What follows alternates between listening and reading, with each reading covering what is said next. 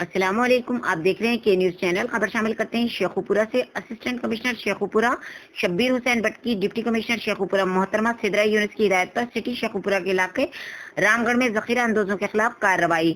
سہیل نامی شخص کے گودام پر چھاپہ مار کر ذخیرہ کی گئی 3700 بوری چینی اور 1500 بوری دال چنا برآمد۔ مزید جانتے ہیں ہمارے بیورو چیف طاہر خان سے۔ جی طاہر، بتائیے گا۔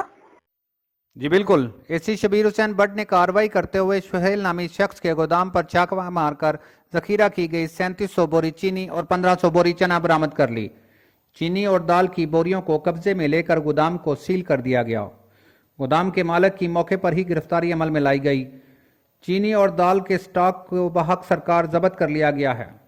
اس موقع پر اے سی شبیر حسین بٹ نے کہا، یہ کارروائی حساس اداروں کی رپورٹ پر کی گئی۔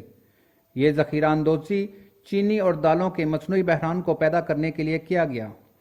اس موقع پر ڈی سی شیخوپورہ محترمہ سدرا یونس نے کہا کہ حکومتی احکامات کے مطابق ذخیرہ اندوزوں کے خلاف گھیرا تنگ کیا جائے گا اور سخت قانونی کارروائی عمل میں لائی جائے گی۔ جی